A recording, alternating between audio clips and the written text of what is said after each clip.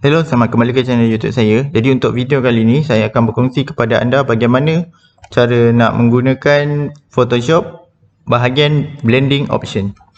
Okey, dekat setiap layer ni kita akan ada satu mode untuk blending option setiap layer. Jadi ini adalah blending option. Kita right click je dekat layer tu. Right click, kita akan nampak blending option. Jadi dekat blending option ni boleh implement dekat semua layer-layer. Tak kira lah layer tu adalah text ke, image ke, objek ke. Okay, contohlah saya ambil dulu satu sampel objek. Okay, saya ambil gambar burung ni. Kemudian tekan yes. Okay, saya besarkan sikit dulu. Okay, untuk blending option, kita just perlu, okay, ni dalam bentuk mode objek ya. Kita right click je. Atas ni sekali akan ada blending option. Dekat blending option ni, kita akan ada banyak lah mode-mode dia yang kita boleh ubah untuk setiap layer tu. Sebagai contoh, kita kena try satu-satu je. Kalau kita klik sini, bevel emboss, kita akan nampak. Okay, dia nampak macam ada shadow-shadow sikit bawah dia ni. Kemudian, kita tekan lah. Nanti kita akan nampak perubahan dia. Okay, kebiasaannya saya akan main dengan color overlay. Okay, color overlay ni kalau kita ambil normal, dia akan tukarkan semua objek tu kepada warna yang kita nak. Okay, contoh saya ambil biru cair, dia akan ubahlah semua burung ni jadi warna biru cair. Tapi kalau kita nak mixkan warna tu, kita akan ambil multiply. Jadi dia akan mixkan warna tu ikut warna yang kita pilih. Okay, ni contohnya lah sebagai untuk color overlay. Kemudian dia biasanya saya akan main dengan gradient.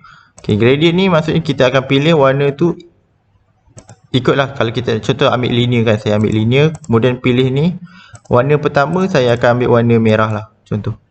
Jadi nanti dia akan merah hingga ke putih. Kat sini dia ada rotation daripada mana kita nak tukar warna tu. Daripada putih ke merah ni, daripada mana, kiri ke kanan ke, based on rotation. Ini kalau kita ubah kepada radial dia dalam bentuk macam apa ni nama dia, orang kata mata. Dia macam ada satu titik tengah. Kemudian kat sini ada angle ni dalam bentuk macam kotak sikit, dia macam diamond. Kat sini ada diamond. Sini ada reflected. Dia ada macam-macam mode lah. Korang kena try sendiri untuk tengok perubahan-perubahan dia. Jadi mostly dekat sini ada option untuk tukar contour dengan apa ni, dengan texture. Okay, kalau contour ni korang akan nampak dekat hujung dia ni.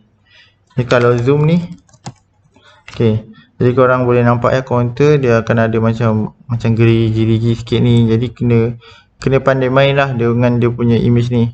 Apa beza? Contour ni sebenarnya untuk bagi image tu timbul sikit.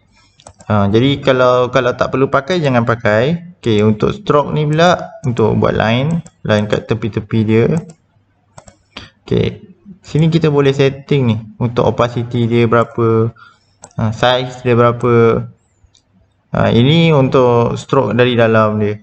Tengok ni, dia makin lama makin tutup, makin kita besarkan makin hilang. Ni inside. Ini kalau kita nak set outside. Okay, jadi dia punya line tu dekat luar, stroke dekat luar. Lepas tu dekat sini kita ada shadow. Kalau nak buat shadow saja, kat shadow ni dia ada banyak mode. Kita tukar dulu normal. Lepas tu opacity dia tinggikan. Okay, contohlah saya ambil distance dia. Okay, ni saya jauhkan dia. Okay, ni nak besarkan dia, shadow dia. Ini shadow dari dalam ni. Kalau kita perasan ni shadow ni dia buat daripada dalam. Sebab apa? Sebab tu nama dia inner shadow. Kalau kita nak buat shadow, ambil yang kat luar, ambil yang ni, drop shadow. Yang drop shadow ni dia daripada luar. Jadi kalau kita jarakkan, nampak dia ada macam ada burung lagi dekat bawah dia tu. Ini akan ikut angle ni. Okay, ikutlah angle mana kita nak letak shadow burung ni. Okay, untuk shadow juga kita boleh nak letak warna. Contohnya nak warna merah ke, lepas tu nak warna lain. Okay, untuk shadow pun boleh buat juga daripada burung ni. Okay, kat sini outer glow. Ni kalau kita nak bagi glow dekat setiap setiap burung ni. Okey, contoh dekat ujung burung ni dia akan ada warna. Ini ambil normal je. Ambil normal, opacity tinggalkan. Lepas tu warna ni contoh saya pilih warna merah kan. Jadi dia akan ada glow warna merah. Dia bukan line, dia macam glow. Dia macam bernyala lah, dia macam ada lampu. Untuk warna pun boleh juga. Kalau untuk glow ni boleh nak tukar kepada gradient ataupun color solid. Okay, untuk setiap mode ni korang boleh try sendirilah nanti untuk tengok apa perubahan dia dekat setiap layer-layer. Dia bukan sekadar image saja yang kita boleh buat benda ni. Dekat teks pun sama. Contohlah kita dah type poster kan. Okay, saya tunjuk contoh. Lepas tu kita dah tertukar jadi image ke tak pun, kita nak terus blendingkan option pun boleh. Right click je, terus pergi dekat ni blending option. Jadi kalau kat sini kita boleh ubah lagi warna dia. Ini dia jadi merah campur biru cair, jadilah warna biru pekat ni. Jadi kita ambil normal lah. Okay, kalau ambil normal dia terus tukarkan warna ni kepada solid color.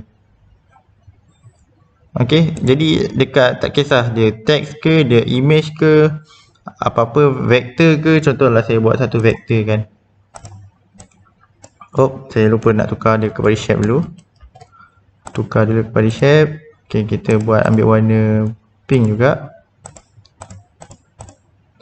Okay, ni ada image vector Okay, image vector pun kita boleh tukar juga nak jadikan dia blending option. Okay. So tak kisah dia vector ke, dia text ke, dia image ke, asalkan dia dekat bahagian layer ni, bila kita right click kita boleh buat blending option. Okay, jadi sampai situ saja tutorial untuk blending option. Yang selebihnya korang boleh explore untuk tengok lebih detail lagi. Okay, siapa yang belum subscribe boleh subscribe. Terima kasih kerana menonton. Nanti boleh like dan share kepada kawan-kawan yang semua. Okay, terima kasih.